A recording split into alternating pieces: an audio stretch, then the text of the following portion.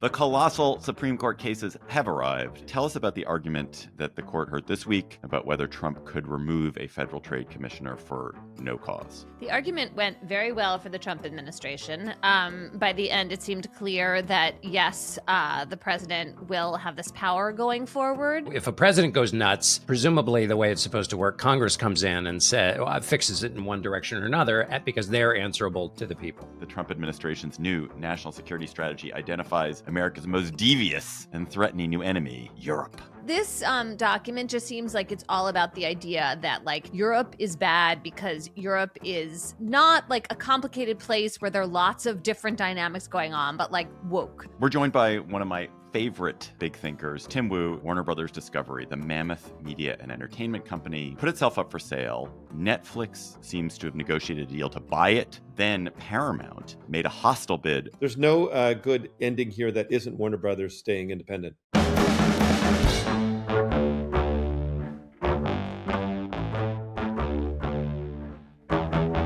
Hello and welcome to the Slate Political Gabfest, December 11th, 2025, the civilizational erasure edition. I am David Plotz of CityCast in Washington, D.C. From the New York Times Magazine and Yale University Law School, Emily Bazelon in New Haven. Hello, Emily. Hey, David. Hey, John. And from his garret in Manhattan, John Dickerson, the co-anchor of the CBS Evening News for a little while longer. We should play the 60 minutes ticking clock. Hi, gang. From the garret. This is about to be my permanent location, the way it was in COVID. I'm very excited to be here. You'll be garroted, but not garroted. But not garroted, yeah.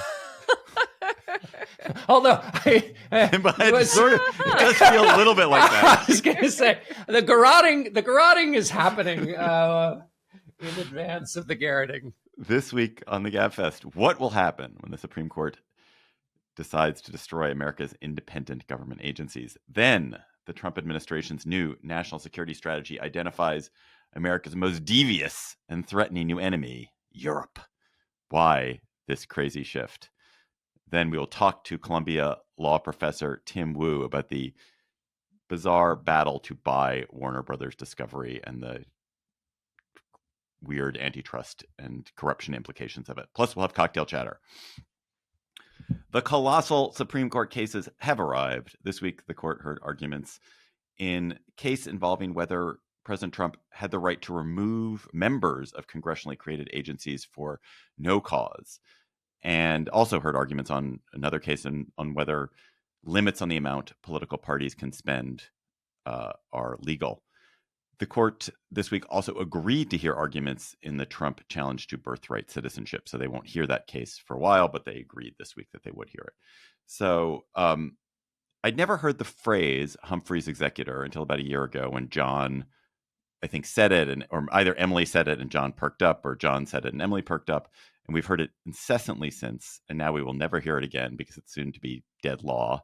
It's already a dead husk, or whatever, the dry husk. Dried husk, I believe was the phrase. So, Emily, tell us about the argument that the court heard this week about whether Trump could remove a federal trade commissioner for no cause. The argument went very well for the Trump administration. By the end, it seemed clear that, yes, the president will have this power going forward. And the only question is the scope of the court's ruling. There were a few of the conservatives who seemed ready to, give presidents carte blanche to fire all the multi-member commission folks from like 24 agencies, except maybe the Fed.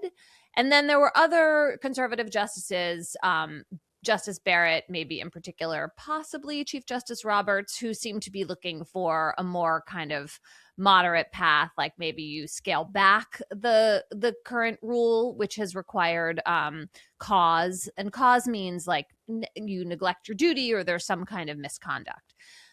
So we'll just have to see what the scope is going to be. But this notion that Congress could not establish independent agencies, that is a violation of the separation of powers doctrine because it interferes too much with the executive power, has really taken root in the conservative majority. It was not a super mainstream idea not that long ago, but now it has very powerful justices subscribing to it. And so the three liberal justices were really left sort of saying, wait a second, this is going to fundamentally shift the way that federal agencies are structured and the control of them and make them much more political.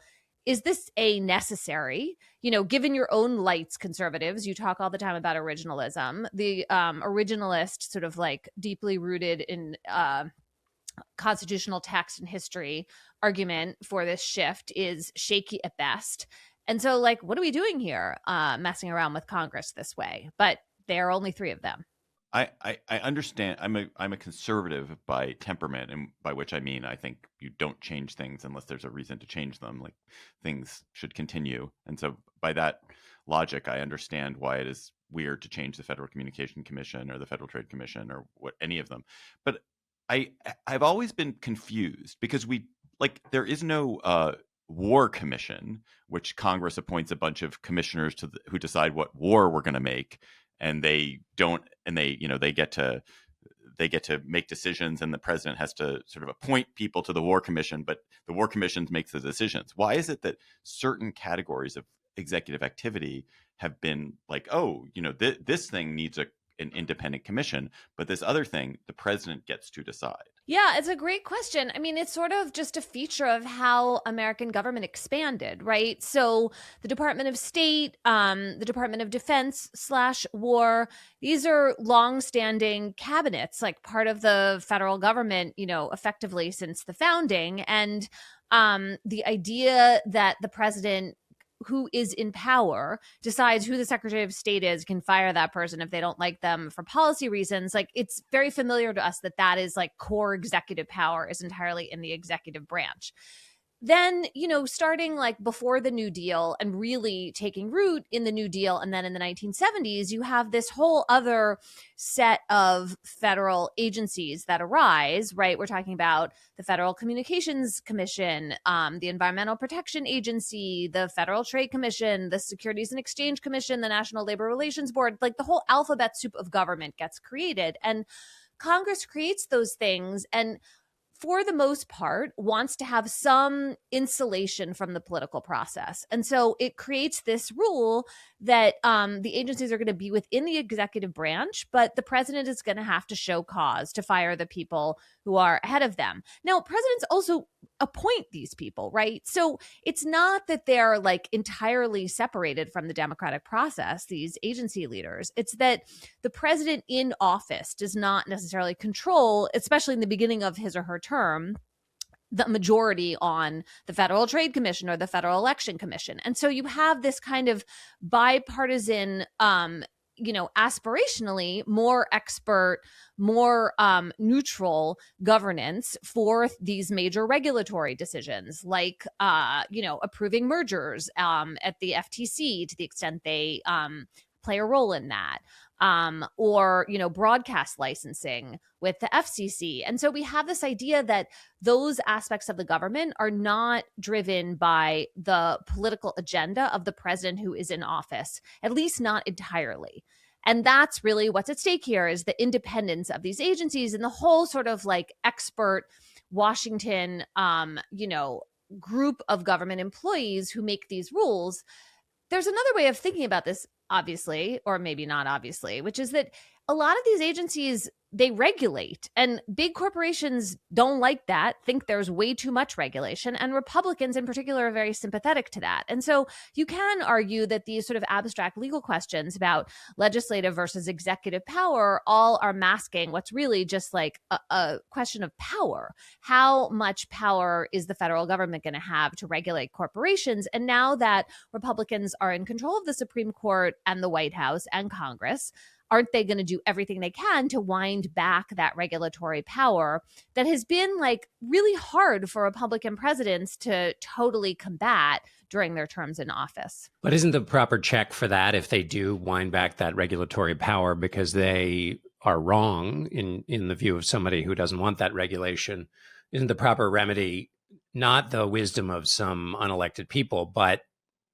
voters who decide, good gracious, we don't want these corporations to be dumping all their poison into the waters, and therefore we've got to bounce these guys from office. Right. So that is totally the sort of policy argument here for giving presidents more power over the agencies, right? It's like, okay, you won the election. Let's have you take over these agencies, do your thing. And if people don't like it, they can vote you out of office. And hopefully they won't be confused about why it is that, for example, the Trump administration decided that the EPA's rule about soot, which the Biden administration had tightened regulations on soot. Okay, now they've rolled them back. I know. I love talking about soot. Back on the soot question. Right. And if you don't like that, then you vote for a different presidential candidate the next time around. Like, that's exactly, John, that is the argument for it. Whether there's like a constitutional legal argument is a different question, but that's the policy argument. With a constrained, obviously Congress plays a role here too. Like, so Congress would also, if a president goes nuts, presumably the way it's supposed to work, Congress comes in and fixes it in one direction or another because they're answerable to the people. Yeah, that's what's so frustrating about all of this, in fact, is the fact that Congress is so out of the game. Congress is so supine. Congress is so irrelevant to the process. If you had an active, none of this would be that consequential if you had a Congress that was willing to sort of actively legislate in response to things that were going on and was not so partisan and was not. We have this Congress that acts in a parliamentary way rather than in a legislative way. It doesn't act as an independent entity. It acts as sort of an arm of the president, and that as a result, you just don't get that legislative check that you could get. Yeah. So, I mean, I think there's two different ways of thinking about the role of Congress and its authority. So, Justice Kagan talked a lot about oral argument at this idea. Okay, Congress set up these agencies to be independent. Why are we, the court, interfering with that to give the president more power? No, we shouldn't do that.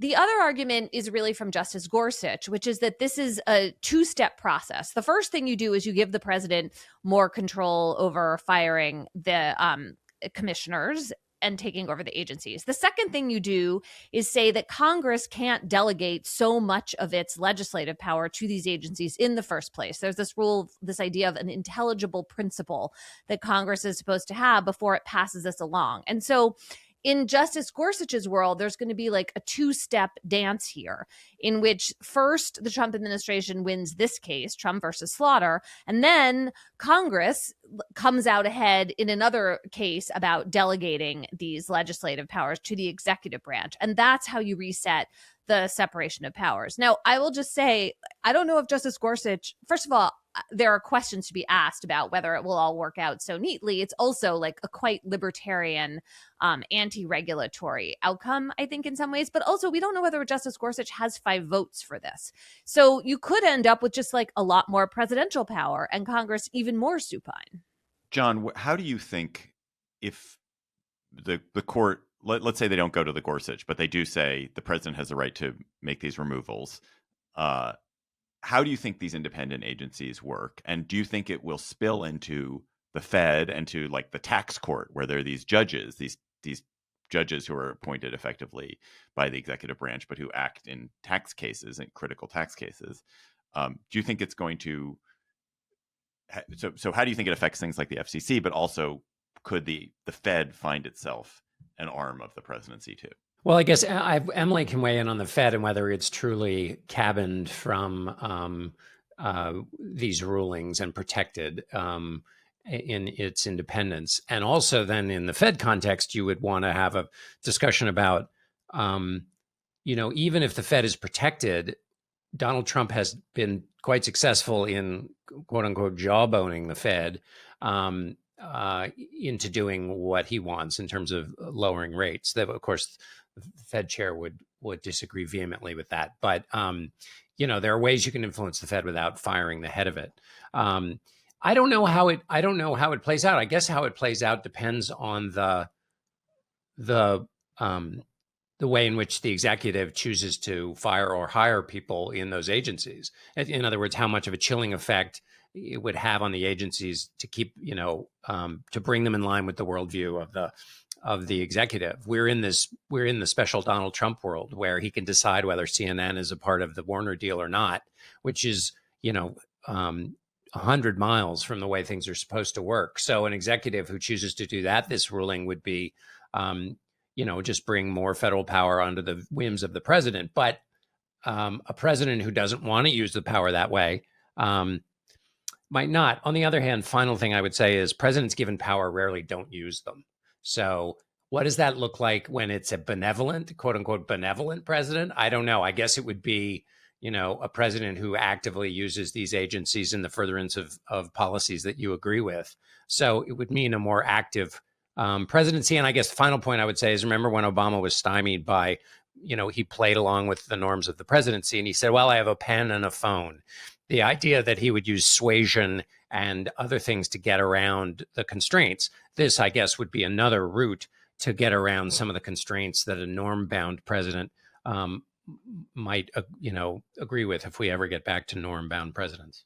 I find it so deeply, richly ironic that these judges who are obsessed with the idea of their own independence and principledness and anti-politicalness, and that they make these wise decisions based on kind of durability of big ideas, their tenure in office, their intelligence, and their separation from the political system, would say that expertise, the point of having these independent agencies is that it creates a certain level of expertise and independence in them, that they are independent from the daily whims, that they have a little bit of insulation from the political process, so that people with expertise and with a certain amount of independence cannot be corrupted and make decisions in contemplation, which is exactly the purpose, exactly how judges are supposed to act. And the idea that judges then would say, no, this is fine for us, but not for you, is funny. Like that we get rid of that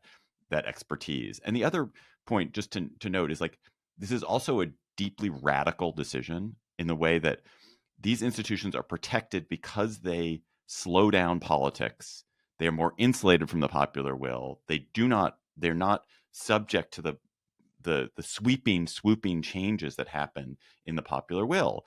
And now no longer. Now they are absolutely subject to that. They are subject to that insofar as the president wants them to be subject to that. And that is a radical decision. It is not a conservative decision. It's a radical decision. Yeah, and it's also just not how the federal government has run for the past 90 or at least post 70s world. So in that sense, it is at odds with your small c conservative principles, David.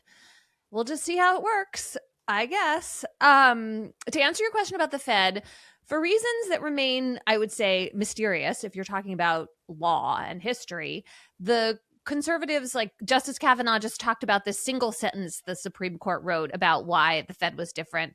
Not super convincing, but, as long as they say that the ruling doesn't apply to the Fed, it doesn't apply to the Fed, maybe we don't really care about how super solid this rationale is.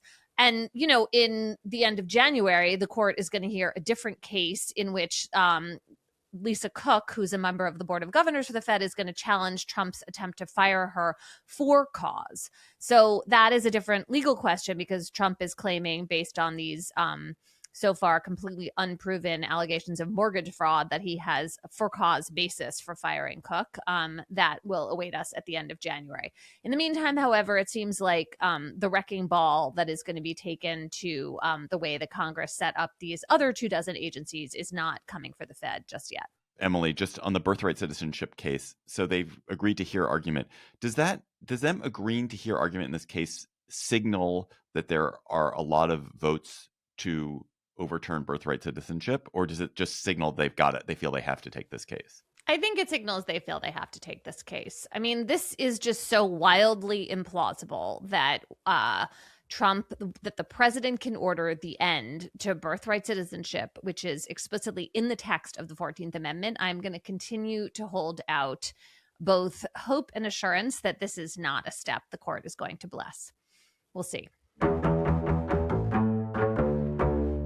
We're joined by one of my favorite big thinkers. Tim Wu is a contributing writer at The Times, a law professor at Columbia. He was a special assistant in the Biden White House about competition and technology policy. He is the author of The Age of Extraction, a new book. Tim is here to talk about the strange battle unfolding over Warner Brothers Discovery, the mammoth media and entertainment company, which owns CNN and HBO, for example, which put itself up for sale. Netflix seems to have negotiated a deal to buy it for $72 billion. But then Paramount, or more accurately, a coalition led by David Ellison, who controls Paramount, who is the son of Larry Ellison, plus Saudi and Emirati billions mediated by Jared Kushner, made a hostile bid for $78 billion. And now there's a question of where will WBD end up? So, Tim, I want to start out by saying, like, this whole situation has a kind of Battle of Stalingrad quality, which is you want everyone to lose. You want all of them to lose. So if Netflix wins, you consolidate the first and largest and third largest streaming platforms and perhaps weaken movie production. If Paramount wins, it will undoubtedly be because of some political cudgel that they will be using, because the Ellisons are so tied into the Trump administration. So as citizens, what should we worry most about and why? I think you've nailed some of it. I think as citizens, what we should want is for, I think, just Warner Brothers to stay independent.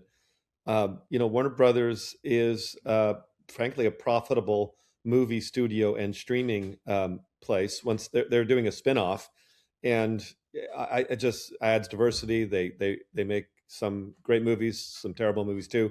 And so that's what I think we want. I think both, as you already said, both of the acquisitions would be bad for different reasons. Netflix is just a straight up loss of competition. You also lose you kind of combine the two most innovative, interesting places, HBO and Netflix, in one house. And I just feel that's a big loss for American culture. And in terms of Paramount, you're combining the two main movie studios, and with obviously expected a lot of layoffs and reduction in films. So there's no good ending here that isn't Warner Brothers staying independent. Tim, what do you think is going to happen with the Federal Trade Commission? It has, only two pretty MAGA members right now, one of whom, Andrew Ferguson, I think is the chair, calls it the Trump-Vance Commission. And then you have President Trump talking about personally involving himself in this deal. Can you just talk about how irregular it is for this agency to be even speaking in this manner? Emily, is that the new adjective that we're going to be using? Irregular? Is that the new? I love it. Like it? I'm defeated by the adjectives to use. So yes, I guess I was trying it out. I just like to associate myself with the gentlelady from Connecticut, because I too was going to ask this exact question, which is remind us again how far we are from land. Well, so the normal ways that mergers, the merger process happens, is it's supposed to be very distant from the White House. So when I was in the White House, they wouldn't even let us mention it or talk about it. And every time we went to talk to the Justice Department or FTC, we had a chaperone to make sure we didn't talk about things. You're at the beginning, kidding. No, literally, yeah. And why was this, Tim? What is the reason for having such distance and rules? There's a concern about corruption. And just corruption is bad, yes? Yeah. So it really dates to Nixon. Nixon had there's this famous incident where there was some kind of merger scrutiny going on in the Nixon administration. And then one of the parties gave a huge donation to his convention or something. And then he ordered the Justice Department to drop the suit. And people felt that was, by contemporary standards, that seems kind of normal. But in the 70s, people felt that was unseemly. And so they built all these structures to try to keep the president away from merger decisions. Obviously, the stakes are huge. People have billions to lose. And so, a couple million here or there, what does that mean? Netflix itself, if this merger is stopped, will pay Warner Brothers $5.8 billion. So, just by basic math, if we divert 800 million to the president somehow, you're still way ahead, and they obviously expect to make more than that. So that's the problem. At the risk of impoliteness, I don't actually think that the Federal Trade Commission will be involved in scrutinizing this merger. I think it's going to be the Justice Department. which is a different kind of calculus.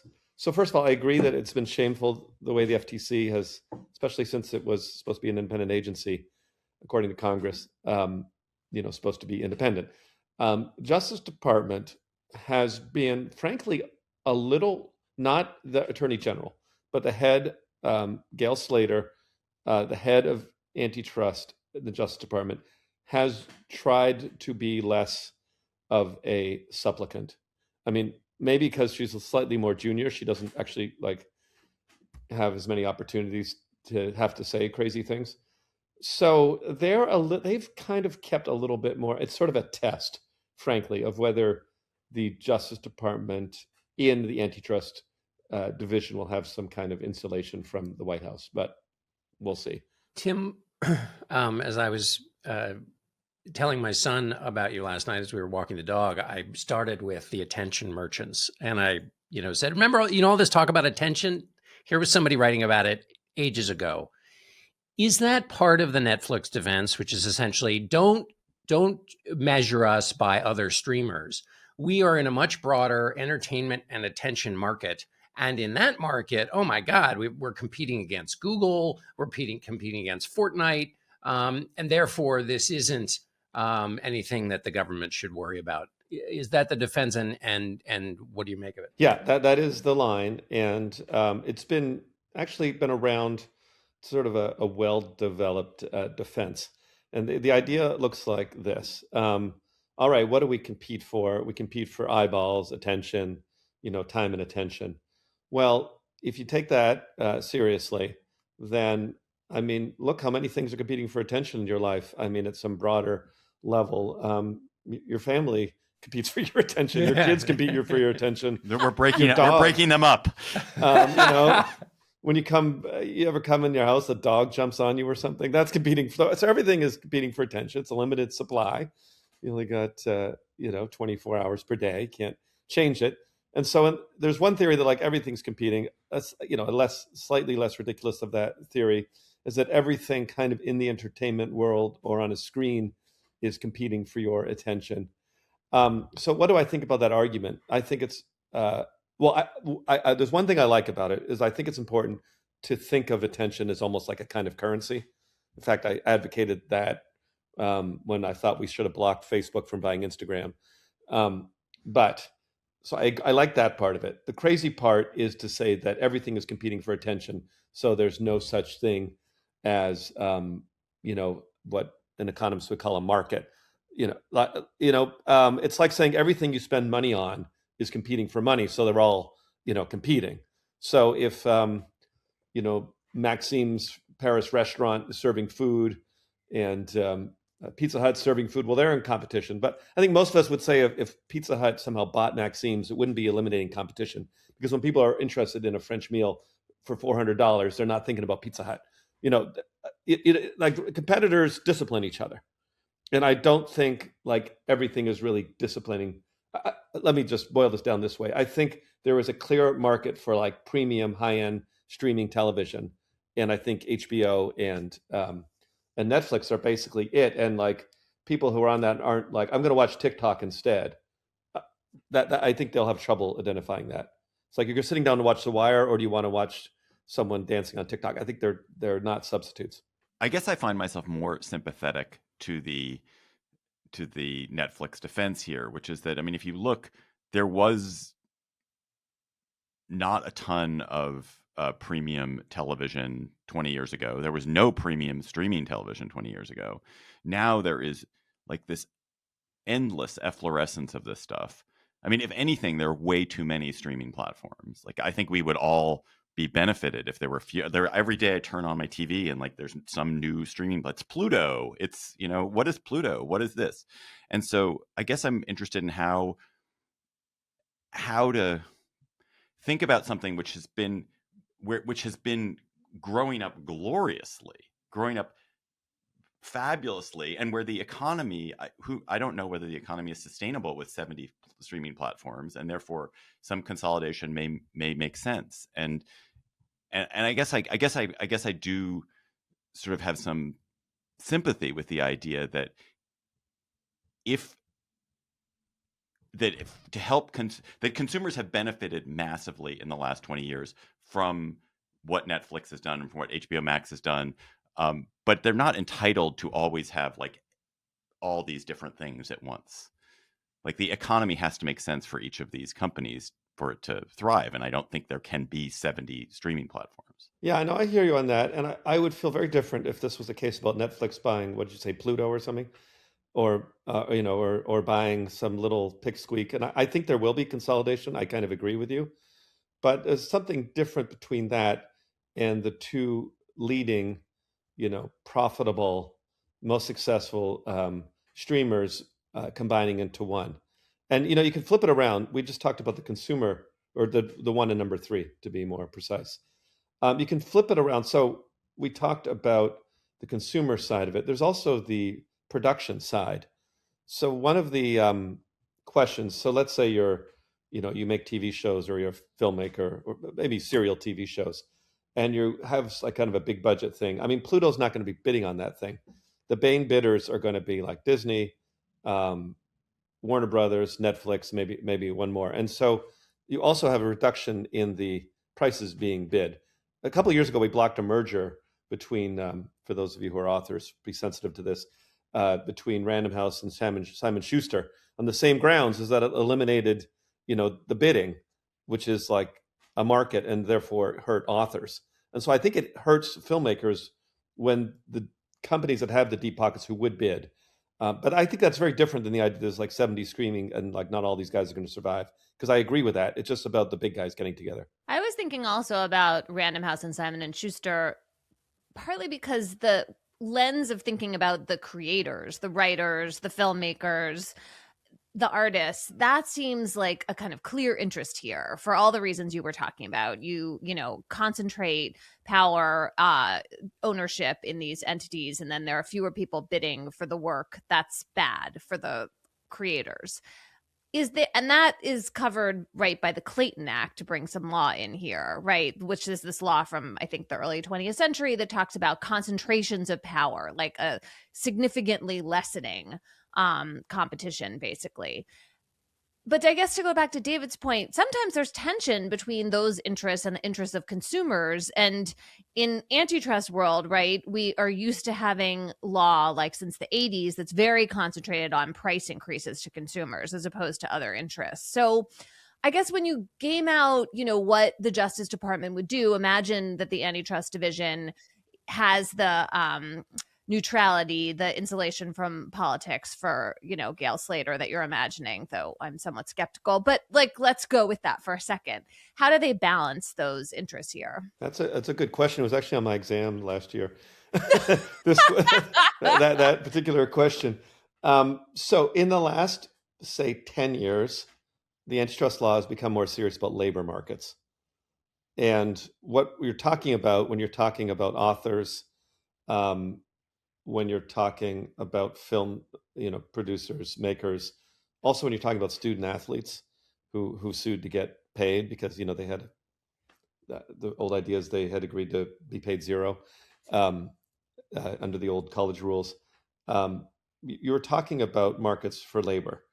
And the theory, I guess, the simplistic answer is market failures, over concentration in any market, buying or selling, creates problems in the market, and they'll be underpayment. Now, it's possible that, let's talk about that. So Penguin, Random House, it's a lot like Netflix and HBO, Warner Brothers. Sorry, Random House and Simon Schuster merged. If they had merged, probably would have paid less for books. So maybe that would have lowered the prices, but it's only maybe. I mean, it wasn't entirely clear they'd actually reduce the price of books. So there's this kind of, gap there. Maybe they just take the money and take it home. I had the head of Simon Schuster come to my business class. I teach in business school too. And he was like, I had to admit, just the other day, it was like, we were bidding, get some new title. And it was just us and Random House. It usually has us and Random House. So yeah, the authors are better off. There's a little tension. I mean, maybe authors being paid, but I think the last 30 years, labor, authors, creators, with the exception of professional athletes, have not really gotten their share. And I think fixing labor marks has become has become a priority for the antitrust laws. What do you think is going to happen next? I would predict that if Netflix goes for it, if Netflix manages to consummate or get closer to the deal, that the Justice Department will challenge it. It's such a straightforward violation of the antitrust laws. If it goes the other way and shareholders decide the Paramount should be the buyer because of the cash offer, I think people have not emphasized or thought about the odds that California will get involved, and that the Attorney General will say, look, if the federal government's not going to stop this, listen, Hollywood, listen, unions, we're going to stop this for you. So either way, I think it's going to get challenged. Tim Wu is the author of The Age of Extraction. Tim, thanks for Great pleasure. Thanks. Great to see you guys. It's great to see you, man. Civilizational erasure. That is apparently what is happening in Europe, according to the Trump administration's new national security strategy. The national security strategy is a extremely important document. It's sort of like a set of guideposts for the nation. Sets the security priorities for the nation, according to the new administration. It's usually focused on things like China or the threat of international radical Islamic terrorists. But the Trump administration's new report, which came out on December 4th, is bizarre. It identifies Europe as the primary place on earth where democracy is under threat, says that Europe is engaged in this phrase, civilizational erasure, and says the United States will move to support those who are keeping Europe European, which is a backhanded way of saying the Trump administration is going to try to help the radical nationalist nativist parties and politicians who are taking root across the continent, from Viktor Orban to Marine Le Pen to Nigel Farage to the AfD in Germany. This national security strategy is also very mild about Russia, extremely mild about Russia, which is the true threat to Europe, and hardly mentions China, a country that is engaged in a vast project to reset the power balance in the world and to achieve military supremacy over the United States. So, John, why obsessed with Europe? I mean, it seems like Europe is like, it's like universities. It's like it's this cartoonish there you go. bugaboo. You put your finger on it. Yeah, it's the Ivy. Europe is the Ivy League university of continents. Correct. It's the Columbia of continents. Right. I mean, I think this is reading this, as you quite rightly pointed out, the most important thing if we're trying to just kind of center ourselves back in reality, which is not a bad way to think about a lot of these conversations we have, which is our ship is miles away from shore. And let's remember what shore looked like. And the point of these documents is supposed to be that they center the thinking about what the true threats are in the global order, and that and obviously you would focus highly on China and also on Russia, things like cyber attacks, AI, and its use both in autonomous hacking, but also in terms of creating bioweapons, the axis of autocracy, which Anne Applebaum has written about, and the alignment of these countries that don't believe in the liberal order. You would stack all of that up as a threat to America. And that's not what this is. This feels more like a signaling document.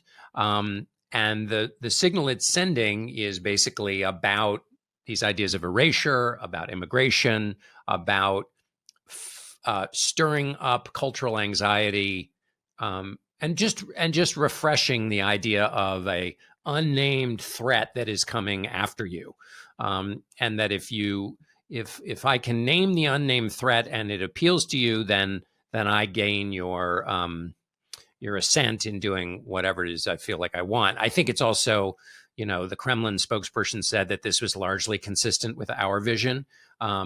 This is another kind of green flag for Russia.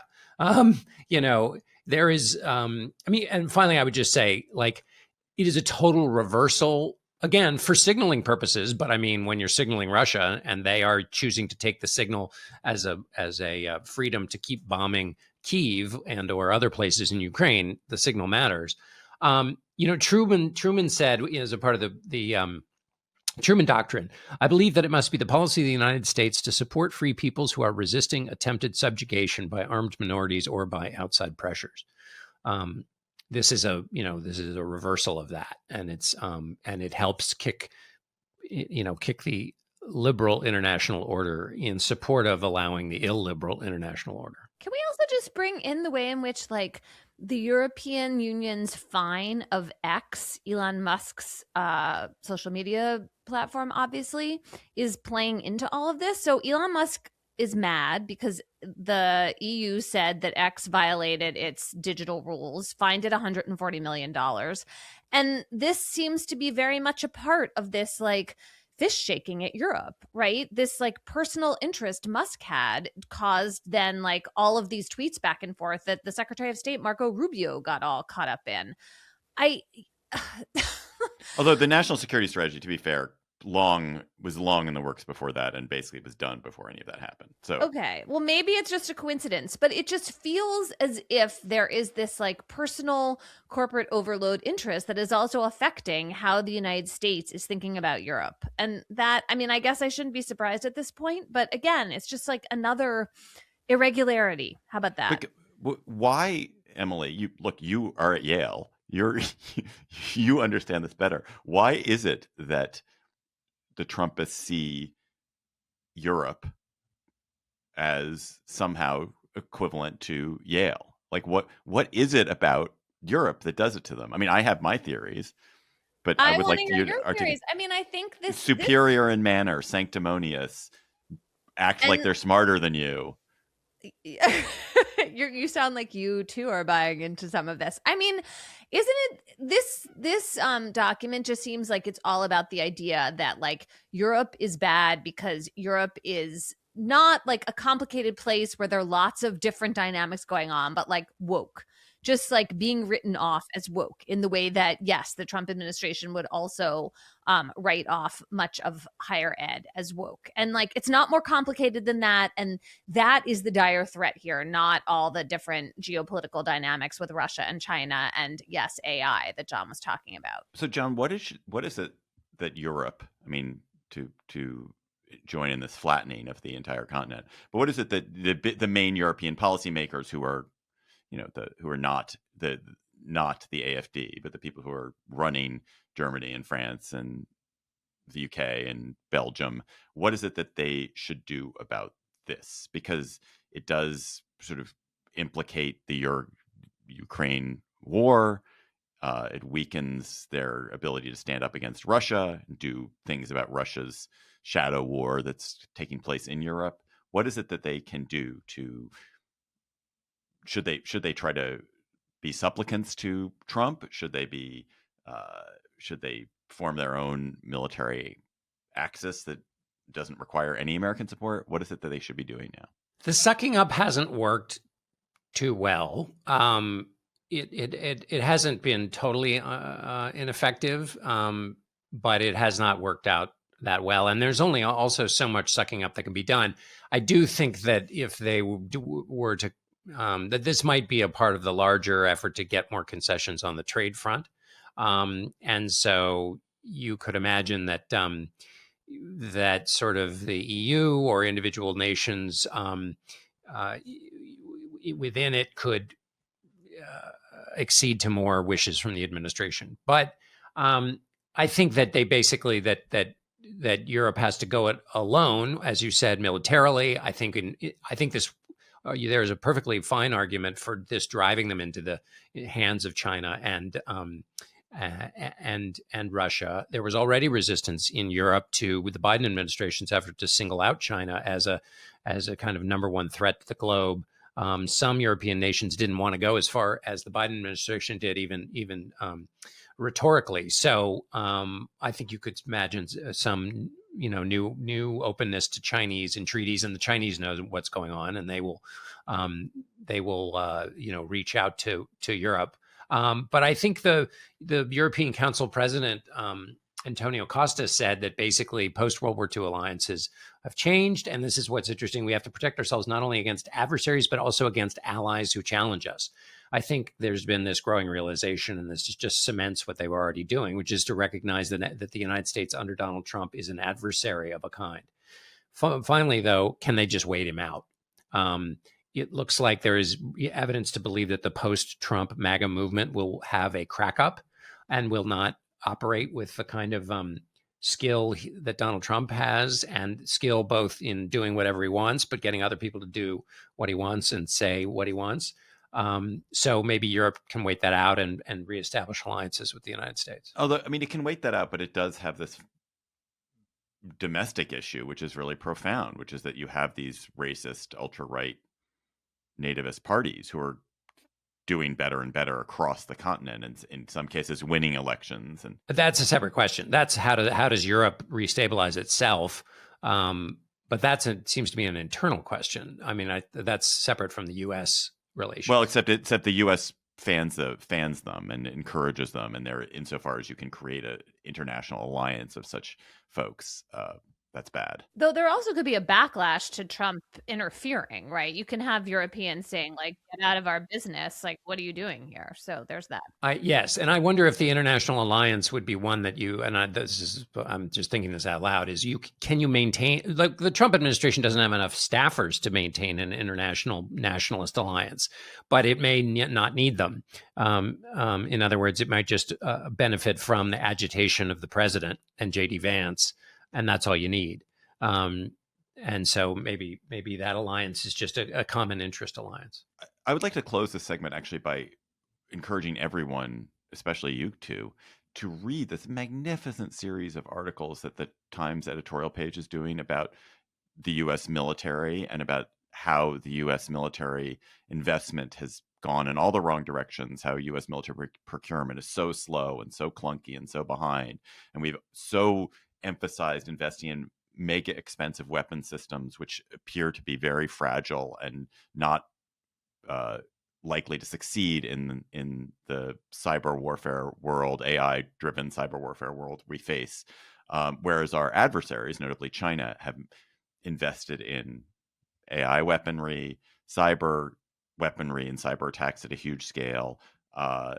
Massive amounts of drone investment, hypersonic missiles that are very hard to defeat. And because of bad choices and because of a terrible structure to how the Pentagon procures and spends and how Congress and the president decide what to procure and spend on, have just spent hundreds of billions, trillions of dollars taking us down a bad set of paths. Great series. Cosign. I've been helping write some of the editorials in the Times about legal issues. I did not help with this Future of War project, but I've been watching my colleagues work on it with, lots of thought and care. And one point I think they would make is that the point of the series is obviously not to encourage war. It's because being prepared is such an important form of deterrence. And that's what could be, really at risk with the problems they're writing about. It's very chilling. It does make you think that all of our dreams about being the world's most powerful nation and having military dominance all the time are complete delusions at this point, and we have to address that. Let's go to cocktail chatter. Emily, in the unlikely event that you run out of things to stream and that you then have to have a conversation with a person while you're having a drink, what will you be chattering about with them? I am going to chatter about something I streamed last weekend. Well, actually, I want to start with this. My colleague Wesley Morris has a podcast called Cannonball that I've been enjoying. I especially liked the episode they did on One Battle After Another, which is my own personal choice so far for the movie that I liked the best last year. But Wesley has this new episode that he taped with his editor, Sasha Weiss, who is wonderful. And they're talking about Wesley's idea of great performance categories that are entirely Wesley's own creation, like best performance in a helmet and best friendship on screen, et cetera, et cetera. It's very charming. I recommend it. You can actually watch this episode, Sasha and Wesley dressed up for it, which is very sweet. And then this thing that I streamed in my own like catching up with all the Oscar contenders sort of feeble effort is a movie called Blue Moon, which is about oh no, I'm going to forget his name. That's so sad. Lorenz, I think, Larry Hart, who was the lyricist. Rogers and Hart. Yes, he worked with Richard Rodgers for many years before Richard Rodgers paired up with Oscar Hammerstein in what became, I think the more successful partnership eventually. Hart just emerges in this portrayal by Ethan Hawke as this incredibly poignant character, and I thought the movie was really interesting. It's a slightly claustrophobic, but I've been thinking about it, so I recommend it. Blue Moon. John, what is your chatter? This week, President Trump gave a speech on Tuesday in Pennsylvania in which he talked about a variety of things. He was supposed to be talking about affordability, but he went on his normal weave. And in the course of doing that weave, he admitted to something that was once a bit of a controversy, which was whether he referred to African nations and Haiti as, and you'll pardon the language here, I'm just quoting from the record, shithole countries. Dick Durbin, who was in the meeting with the president when he mentioned this, said that's what the president said. And there became a test of U.S. senators about this, whether this is what, in fact, he said. Senator Perdue, no longer in the Senate, said he did not say this. The president, again, at this rally, admitted to it and reveled in it, which I think is I think it's a nice way to think about the difference between the first and the second administrations. In the first, there was a big defense. The White House said he didn't say it. The president himself said he said nothing of the sort. Now, in the second term, he's not only admitting he said it, but reveling in it to cheers of the crowd. But we expect that from the president because we've seen it a lot. But in this instance, Senator Perdue said no. He said no such thing. So Senator Perdue was lying in that instance. And Tom Cotton was on Face the Nation right afterwards. And I asked him not to play the kind of like, what did a person say in a meeting? But this obviously represented a worldview and a challenge to the American idea that America is an idea. No matter where you come from, you can be a part of the American dream. And Senator Cotton didn't say that the president didn't say this. He said, I didn't hear it. He said, I was sitting as close as Dick Durbin was. So I asked him, well, are you saying Durbin's lying? And he shuffled around that. But clearly what he was trying to say is this was not said, but he didn't say that exactly. But then I asked him if the sentiment had been conveyed by the president, not the words. Let's forget about exact words, but did he convey this sentiment? And Senator Cotton said, no, the sentiment was not conveyed at all. So you have an instance in which you not only have the president in which the president is lying, but you see in this moment what allies of the president are willing to do on his behalf. Many of you know that I lead a tour of Fort DeRussy, a hidden Civil War fort deep in Rock Creek Park here in D.C.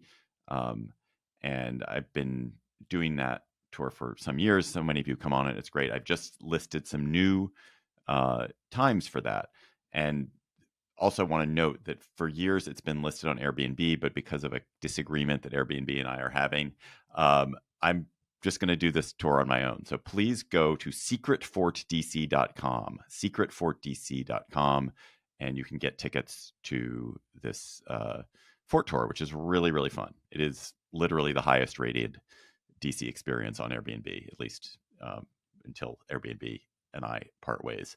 Secretfortdc.com. There's also a link in the show notes, or you can just email me, David Plotz at Gmail, and I will hook you up. I have maybe like 10 tours I'll be taking next year and welcome you on them. But my actual chatter is a video I saw from John, the wonderful email that John turned me on to, Moss and Fogg. They linked to a video of a guy. He's an influencer named Tuck South. And what Tuck South does is he takes tires, he goes to high places with a drone, and he throws the tires down the hill and drones as this tires roll down mountains. And there's a video of this tire rolling down a mountain for thousands and thousands of feet being followed by a drone. And it is one of the most satisfying things I've ever seen in my whole life. I've now watched it 4 times. Just Tuck South, look up Look up somebody throwing a tire down a hill. Oh my Love. God. Don't know why, but sounds great. It's really, and also just to note, he picks up the tire. He does not leave the tire in a canyon somewhere. He goes and gets it. Also, you could go to mossandfog.com also. Yes, Moss and Fog is it is probably my favorite entity on the internet. I think that we got that from John. I'm pretty sure. He did. I definitely did. Yeah. Yeah. Totally. Yeah. He's David's correctly attributing it to me. Okay, sorry. Listeners, please keep chattering to us by emailing us at gabfest@slate.com. We appreciate your chatters. And our chatter this week comes from listener Baron Youngsmith in Washington, D.C., who I think I know. I think I know you, Baron Youngsmith. Have we met? This is Baron Youngsmith from Washington, D.C., and my chatter is about the cultural history of a term whose 18th century meaning is almost completely lost to us today. That term is macaroni. You may have heard of it as a pasta, but have you heard of it as a subculture? Apparently, among 18th century British men, there was something well known called the macaroni subculture. At that time, it was traditional for wealthy young men to take a trip around Europe during their coming of age, known as the Grand Tour. These tours always included Italy, and many developed a taste there for macaroni, a type of pasta little known in Britain at the time. When they came back, these men were said to belong to the Macaroni Club, a real organization founded by those returning from the Grand Tour, and they would refer to anything that was fashionable or a la mode as very macaroni. The men of this subculture apparently dressed, spoke, and behaved in an unusually epicene and androgynous manner and wore high-end clothing and hair that exceeded the ordinary bounds of fashion. The culture became an object of widespread emulation and derision. So how does Yankee Doodle Dandy fit in all this? A British doctor apparently wrote the song to make fun of Americans for not being cosmopolitan enough. And when Yankee Doodle sticks his feather in his cap and calls it macaroni, it meant that Americans were naive enough to think just sticking a feather in your cap was cool enough to be macaroni. Oh my God, I love that cultural translation of 18th century, like snob off. You're so macaroni. That's so macaroni, bro. It's just, I mean, it's no crazier. I mean, like when people are going to be like Riz or cool, like macaroni. Macaroni's a great term for being cool. Except now it's macaroni and cheese, which is like so prosaic, right? I mean, or the one thing you want to eat when you need to eat. Love some macaroni. It does get watery, though. You really have to What drain is it the well. chance on this tire that's going down this extraordinary? Oh, John's watching the tire. Here's what I want to know. First of all, I cannot stress to you how much this lives up to David's description.